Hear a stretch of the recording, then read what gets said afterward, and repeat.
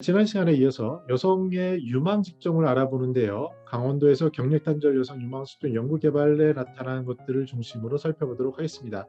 2016년, 19년에 여성 유망 직종 24년에 보면 퓨드케이터라는 게 있습니다. 식습관, 미각이 형성되는 미취학 또는 취학 아동을 대상으로 미각, 미식 이런 조리법 같은 것을 가르쳐주는 직종이라고 하는데요. 이런 부분이 눈에 띄고요. 또 영상 편집 지도사, 편집이 굉장히 어렵지는 않은 것 같습니다. 기구들이 여러 가지 도와주는 것들이 많이 있고 약간의 노력을 가지고 할 수 있고 특히 여성분들의 꼼꼼함을 가지고 만들 수 있어 보이는데 앞으로 이런 영상은 굉장히 늘어나고요.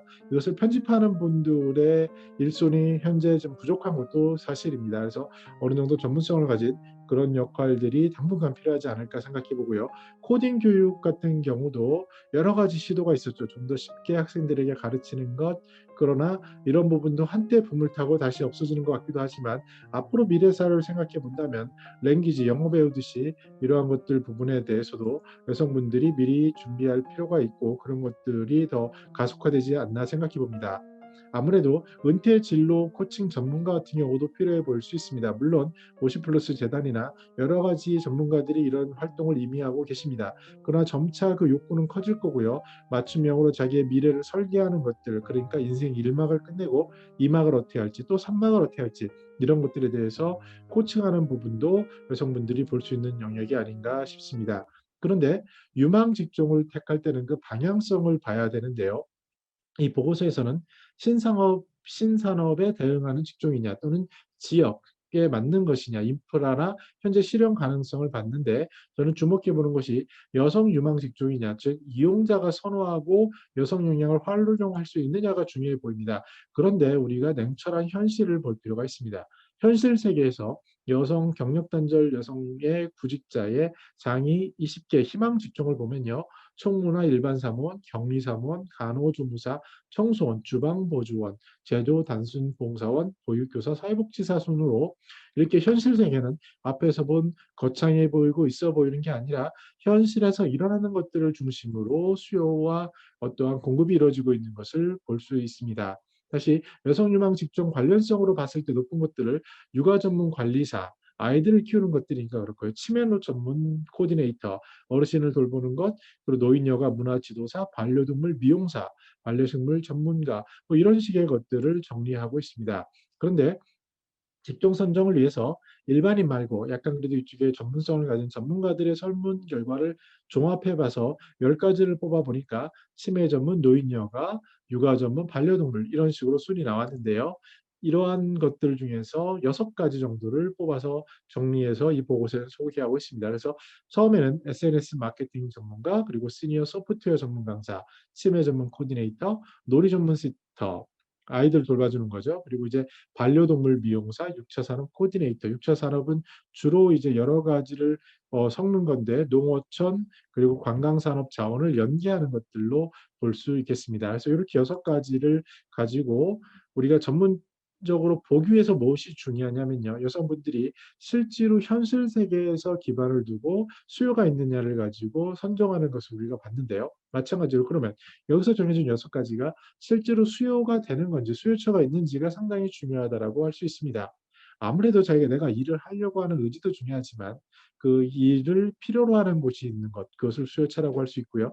내가 새로운 걸 만드는 것은 창직이라고 하는데 여기에는 많은 시간과 노력이 필요한 합니다. 왜냐하면 아무도 가지 않은 길이기 때문에 그렇죠. 그래서 우리는 이 수요처를 볼 필요가 있습니다. SNS 마케팅 전문가인 경우에는 광고 대행사, 마케팅 전문 회사, 이런 데 말만 들어봐도 여기는 젊은 사람을 선호할 것 같은 느낌이 있습니다. 근데 앞으로 시대는 어떻게 될지, 시니어 전문 마케팅은 어떻게 될지 이런 것을 본다면 앞으로 이쪽도 가능성이 없지는 않아 보이는 영역이라고 할 수 있겠습니다. 두 번째는 시니어 소프트웨어 전문가인데요.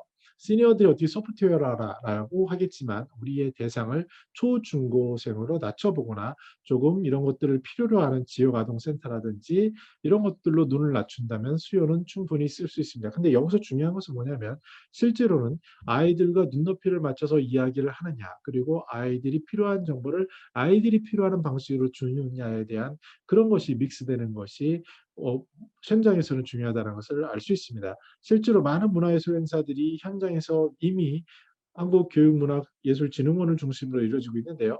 거기서 나온 결과들을 보면 어떤 피드백이 있냐면 실제로 예를 들어서 어린아이라고 하면요. 예를 들어 5분에서 10분 이상 집중을 못 하거든요. 여기에 대해서 이론 강의라는 것은 부족하면 할 수 있는 겁니다. 그래서 마찬가지로 그 아이들이 집중할 수 있는 5분, 10분 내에 어떻게 그 교육을 전달을 하고 그 나머지를 믹스하고 할 수 있는지 이런 것들이 접목되는 게 즉 맞춤형이 중요하다고 할 수 있겠죠. 그래서 초, 중, 등학교 정규 과정에서 어떤 식으로 잘 가르칠 수 있는지 여기에 대해서 전문성이 있다면 상당히 의미 있는 곳이라고 보여줄 수 있습니다. 치매 전문 코디네이터는요, 이미 치매 안심센터라든지 시설에서 굉장히 많이 필요하죠. 그래서 주로 요양보호 선생님, 사회복지 선생님, 그리고 간호사 선생님 이런 분들을 중심으로 이미 이루어지고 있는데 여기에 관심이 있고 특히 이제 부모님이 치매 환자인 경우 그 경우에 학습으로 배우지 못하는 경험으로 배우는 것들이 있습니다. 예를 들어서 치매 환자의 눈높이에 맞춰서 그분들하고 소통하거나 그분들의 현실을 이해하고 맞춰주거나 이러한 스킬들이 굉장히 중요하다고 할 수 있고요. 이런 것에 관심이 있다면 이쪽에서도 한번 미리 준비를 하면 이 수요는 굉장히 늘어날 수 있는 영역으로 보여집니다. 놀이 전문 시터인 경우에는 그 맞벌이 부부인 경우에 어린이집, 유치원 아이들을 이제 어, 데려다주고 오는 것들이죠.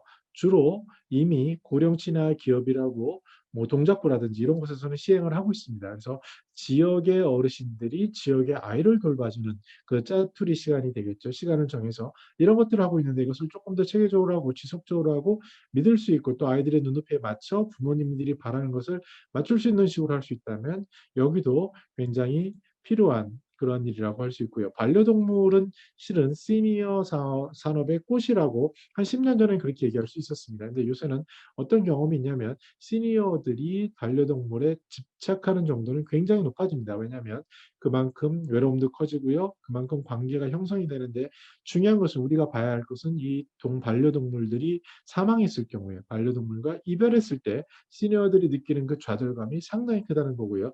특히 반려동물을 키우면서 들어가는 경제적 부담도 상당히 크기 때문에 앞으로 이것이 지속 가능하느냐는 또 다른 문제라고 할 수 있습니다. 그러나 현실만 놓고 본다면 이 반려동물 시장에서의 미용사 이러한 아주 전문적인 구체적인 영역은 우리 여성들이 해볼 수 있는 부분이라고 보여집니다.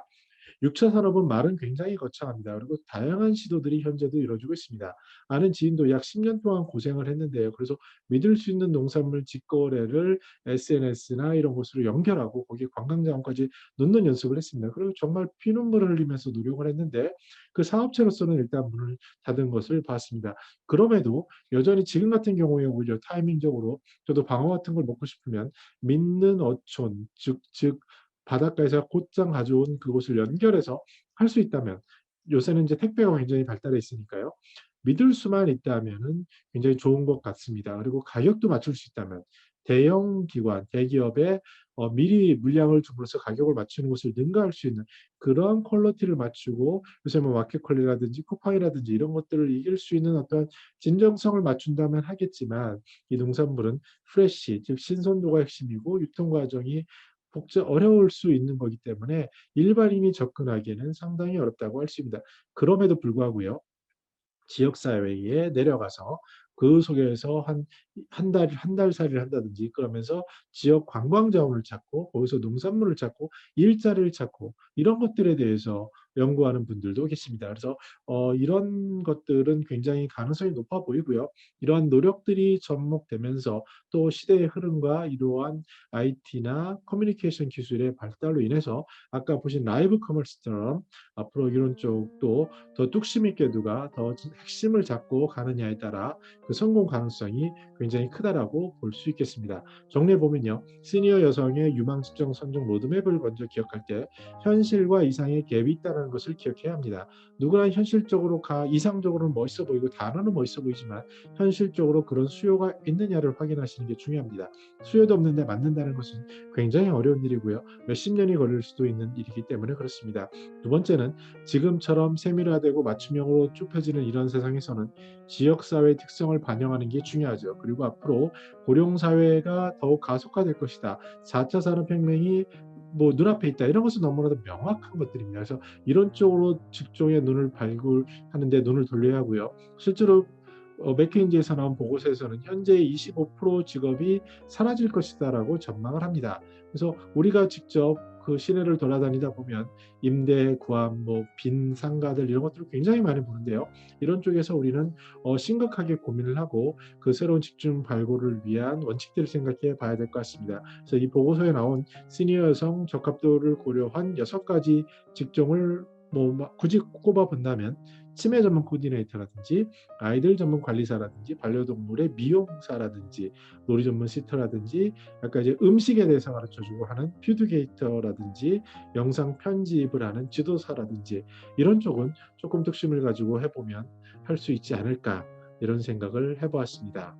앞으로 새로운 직업은 굉장히 많이 생겨날 거고요. 그리고 시니어들이 주된 일자리에 떠나서 여러 가지 재취업을 하다가 어느 순간 노인 일자리 외에는 일을 찾지 못하고 육체적인 노동 외에는 찾지 못하는 그런 시기를 겪을 것으로 보입니다. 그런 것들을 미리 보여주는 것이 경력 단절 여성이라고 볼 수 있겠는데요. 이상은 크지만 현실에서는 어떻게 어느 정도 단순하거나 수요가 있는 쪽을 찾는 것이 지금까지의 트렌드였다라고 볼 수 있겠습니다. 그러나 앞에서 본 이러한 것들을 고려해서 미리 유망한 부분에 미리 발을 내딛고 거기에 관련된 기술을 미리 쌓아서 준비하고 그것을 보다 뾰족하게 간다면 새로운 창직 그리고 그 안에서 리더가 될 수 있는 기회들도 많이 있고요. 이게 경력 단절이나 시니어들은 경륜을 가지고 있기 때문에 조금 더 건강한 몸과 정신을 가지고 학습을 하면은 새로운 것들도 만들어낼 수 있지 않을까 생각해 보는 시간이었습니다. 저는 더 나은 시니어상 공동체를 연구합니다. 감사합니다.